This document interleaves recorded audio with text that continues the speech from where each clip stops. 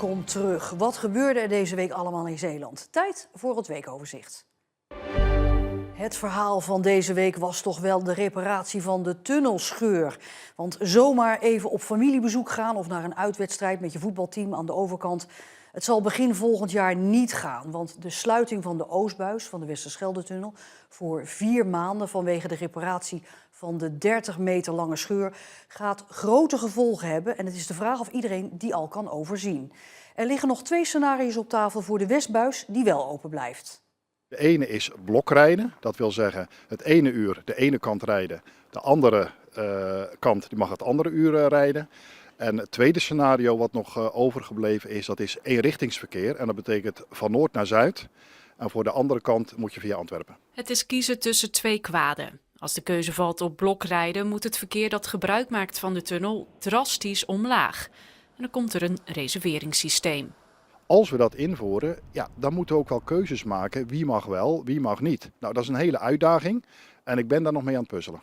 Omrijden via Antwerpen is ook niet ideaal, want dat kost extra tijd. Plus, ja, Antwerpen loopt ook vaak vol. Heel veel congestie, dus je hebt geen betrouwbare reistijd. De komende tijd volgt nog extra onderzoek. En op 1 maart moet dan duidelijk zijn welk scenario er wordt uitgevoerd.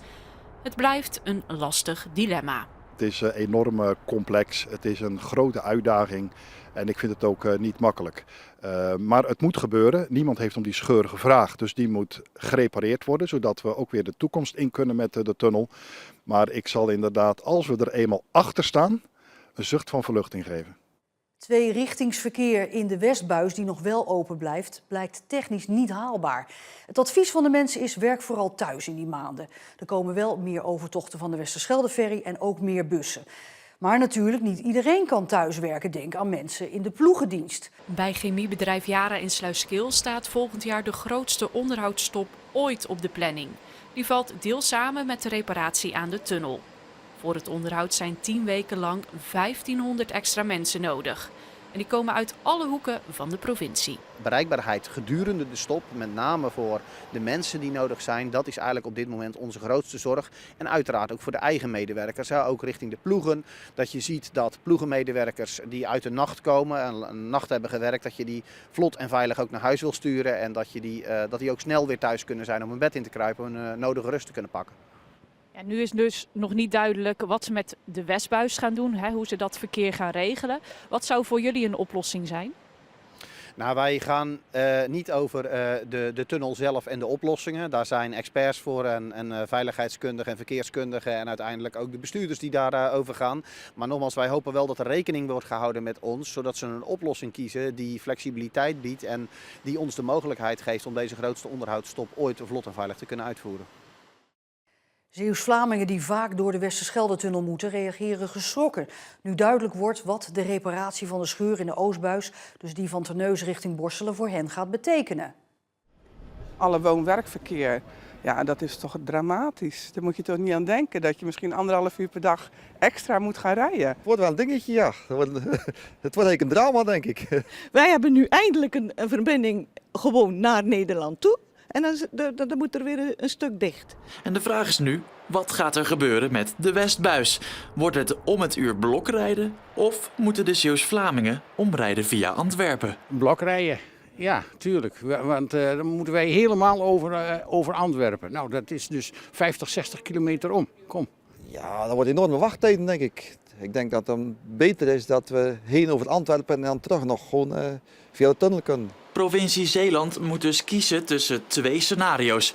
Maar wat de Zeeuws-Vlamingen bezighoudt, zijn vooral de alledaagse dingen. Heel mijn familie woont wel daar.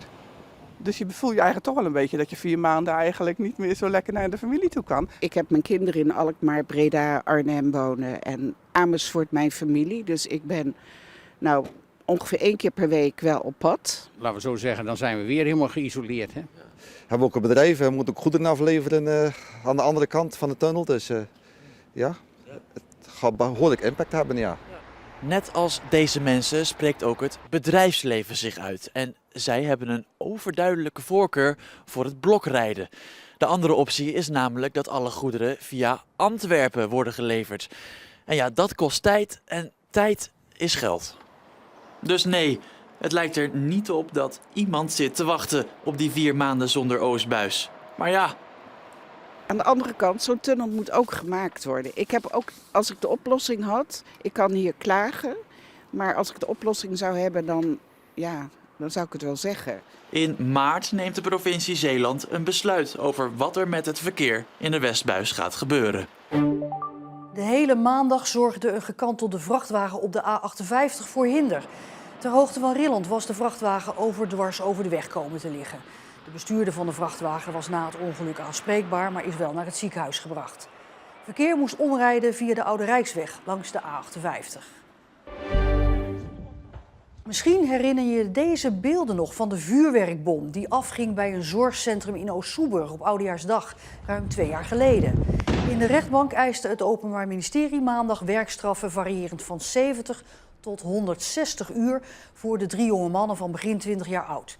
Het Openbaar Ministerie noemt het afsteken van meerdere vuurwerkbommen die dag een schandalige actie, vol risico's. Het was een spectaculair gezicht in de nacht van maandag op dinsdag. Het noorderlicht was in onze provincie heel goed te zien en dat gebeurt niet vaak. Veel mensen trokken erop uit om foto's te maken van het spektakel. En Westkapelle is daar een populaire plek voor. Fotograaf Romina Spies woont daar en bedacht zich geen moment toen ze hoorde dat het noorderlicht goed te zien was. Ik lag netjes in mijn bed om 10 uur en toen zag ik allemaal van die alerts langskomen. Dus ik dacht, we gaan toch eens kijken vanuit mijn raam. En je zag gewoon een hele groene gloed. Dus binnen 5 minuten stond ik net als de rest van Westkapelle ongeveer op de dijk. En dat was een prachtige show. Dus we hebben hier gestaan volgens mij van 10 uur tot 1 uur 's nachts. En van jong tot oud, iedereen stond hier met camera's, telefoons, zelfs met drones. Dus het was echt een spektakel gewoon. Er wordt een boek gepresenteerd over de geschiedenis van de Joodse gemeenschap in Zeeland. Het is het eerste boek van de stichting het Etty Hillesumhuis in Middelburg. En het is betaald via crowdfunding. Het boek heet Iedereen kon het zien, 24 maart 1942.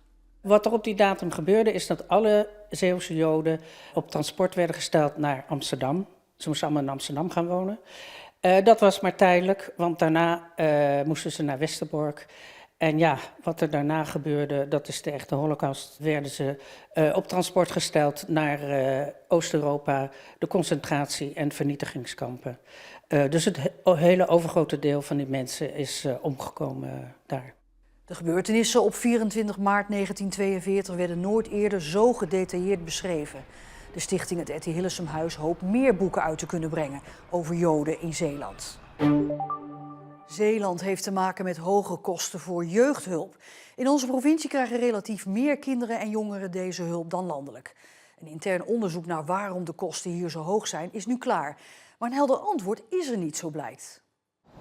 Het percentage kinderen en jongeren dat in onze provincie jeugdhulp krijgt is hoog. 14% tegen landelijk 12,5%. Een intern onderzoek onder de Zeeuwse gemeenten moest antwoord geven op de vraag hoe dat komt. Maar we zijn een aantal factoren nagegaan, waardoor dat verschil verklaard zou kunnen worden. We hebben gekeken naar de inkomenspositie van Zeeuwse gezinnen. We hebben gekeken naar de mate van eenzaamheid. We hebben gekeken naar hoeveel mensen, hoeveel gezinnen waar jeugdbescherming een rol speelt. En zo wat factoren. Maar we kunnen de verschillen niet verklaren. Volgens Ruijsen gaat het om een landelijk maatschappelijk probleem. Wel was er de conclusie dat we in Zeeland snel jeugdzorg inzetten en daarmee lang doorgaan. De vraag is hoe dat kan. Daar zit formeel natuurlijk geen begrenzing aan. Als we zien dat kinderen, gezinnen hulp nodig hebben, dan willen we die hulp gaan geven. En we willen die hulp geven zolang als die nodig is. Dat is echt het uitgangspunt. Om te proberen om de steeds verder oplopende kosten voor jeugdzorg te verminderen, gaan de gemeenten nu allemaal op dezelfde manier werken. Voor elk kind wordt een gericht behandelplan gemaakt met concrete doelen. Dit helpt om meteen de juiste zorg in te zetten. Je kunt beter beoordelen wat nodig is en wat niet nodig is. Je kunt beter beoordelen wat werkt en wat niet werkt. En je kunt beter beoordelen wat je als alternatief nodig hebt voor als een probleem niet voldoende opgelost wordt. Je kunt het verbeteren, waardoor je kunt voorkomen dat er lang doorbehandeld en doorbegeleid moet worden, waardoor je dus eerder kunt stoppen. En waardoor je het kind en het gezin beter kunt helpen.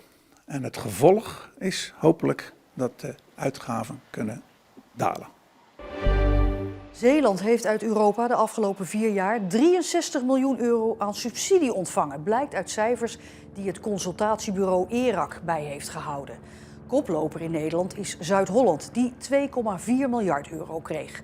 Flevoland kreeg met 50 miljoen het minste geld uit Brussel. Al heel wat organisaties hebben zich inmiddels gebogen over hoe Zeeland er in 2050 uit moet gaan zien. Politici, bedrijven en nu ook studenten bij Hogeschool HZ was het thema van hun projectweek.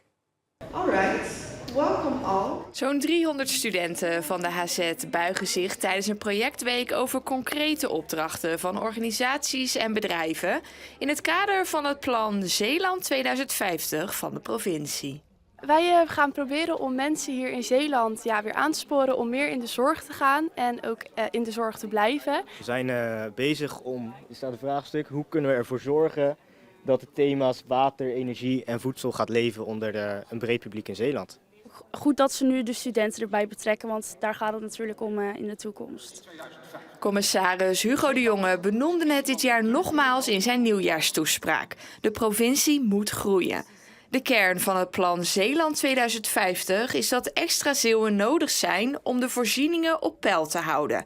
En dat plan wordt op steeds meer plekken opgepakt. Het thema van onze projectweek is altijd brede welvaart. En dit jaar hebben we gekozen voor het overkoepelende thema Zeeland 2050. Het heeft alles te maken met een leefbaar Zeeland.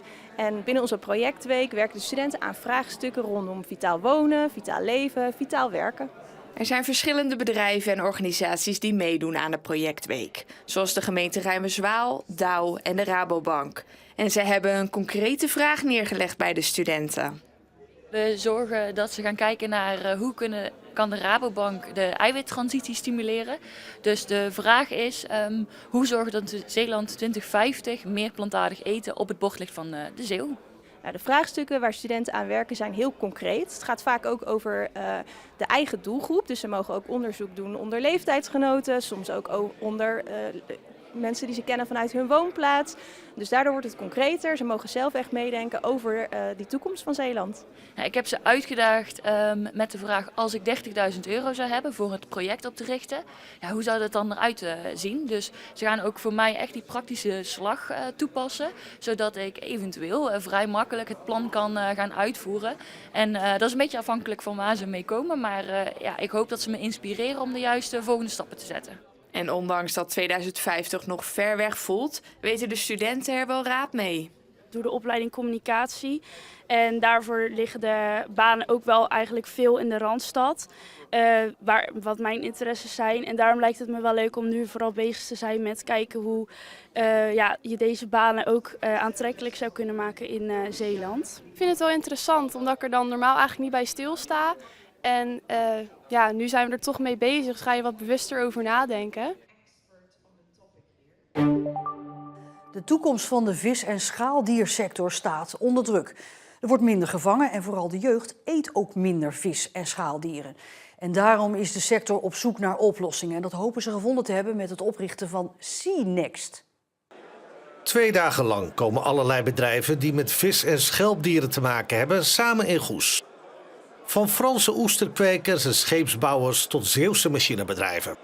Ze staan allemaal op de 9e internationale schelpdierconferentie. De helft van de conferentie is gewijd aan de SeaNext. 9 partijen uit de branche hebben de handen ineengeslagen. Ze willen meer aandacht voor de positieve kanten van voedsel uit de zee. We zien gewoon een dalende visconsumptie bij alle generaties, maar juist bij de jonge consument gaat die het hardst. We weten ook dat deze consument anders eet, andere keuzes maakt en op een andere manier naar voedsel kijkt. En daarin soms ook nog wel vragen heeft van past seafood, is dat nog een verantwoorde keuze voor mijzelf, voor mijn lichaam, gezondheid, maar ook met oog op de wereld. Het is de grote uitdaging voor veel sectoren. Hoe bereik ik de jeugd?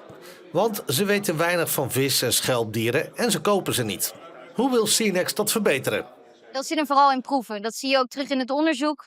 65% wijst seafood af op smaak. Maar het is ook de hoofdreden om het wel te consumeren. Dus ik denk dat we ze moeten helpen om een drempel over te gaan en te zorgen dat seafood vaker wordt gegeten. De Groenlandse walviskaak, die 275 jaar aan de gevel van de Kampveerse toren hing in Veren, is weggehaald voor restauratie. Na een eerdere opknapbeurt, 6 jaar geleden, werd gedacht dat de kaak er weer eeuwen tegenaan kon. Maar het Zeeuwse weer blijkt er nu toch parten te spelen. De kaak is al buiten vanaf 1620. Is wel gerestaureerd een paar keer, maar is nu zo poreus geworden dat het verstandiger is om hem af te halen. Dat betekent niet dat de gevel van de Kampveerse toren helemaal leeg blijft. We gaan een 3D-scan maken en dan printen we een nieuw bot, exact hetzelfde. Gaan hem kleuren, gaan hem laten zien zoals hij nu is en dan wordt hij hier weer opgehangen. Het originele 17e-eeuwse bot krijgt na de restauratie een droog onderkomen in de Grote Kerk. En tot zover dit overzicht van het Zeeuwse nieuws van de afgelopen week. Zometeen weer de actuele gebeurtenissen van vandaag. Voor nu nog een hele fijne avond en graag tot morgen.